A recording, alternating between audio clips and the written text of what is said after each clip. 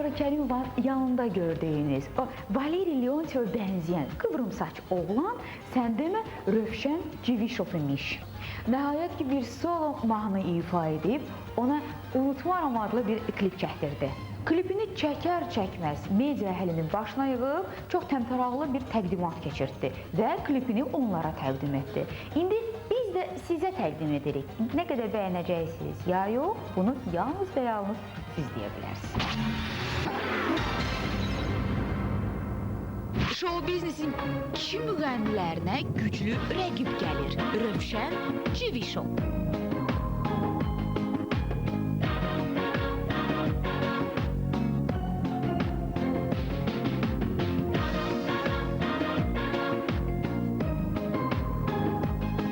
Rövşənə baxıb, yəqin ki sizin də yadınıza Rusiyanın populyar müğənnisi Valeri Leontyov düşür. Мне повезло, так тому и быть. Все уже ушло, нечего делить. Кто тебе сказал, что тоскую я? Кто тебе сказал, что люблю тебя? Rövşənin təbiət olaraq bənzəri gözəl bir müğənni Leontyova oxşuyur. Leontyov oxuyur, Valeri Leontyova bənzədir. Flora xanımın yanında görürdüm, dedim Leontyov. Oxşarlıq var hardasa, saçları çox xoşuma gəlir, belə buruq-buruq özündən.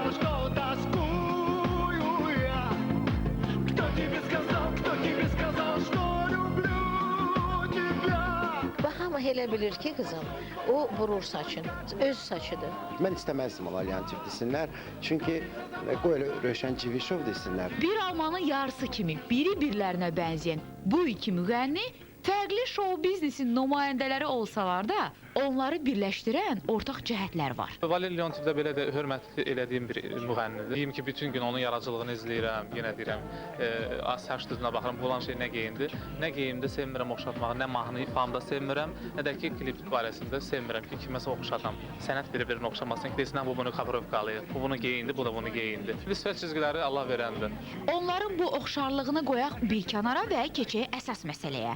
Unutmaram deyib, klip çəkdirən Rövşən medianı və yaxın dostlarını başına yığıb təqdimat keçirtdi. Musiqisi mənim özümə sözləri dostum Abbas Yerşanoğlu'ya aiddir. Gönül Əlizadə ekranlaşdırıb bildiyiniz kimi. Fikirləşdik elə bu mahnının üzərində dayandıq, xoşum gəldi o mahnıdan, açıq ürəyimcəydi, sözlər ürəyimə yatmışdı.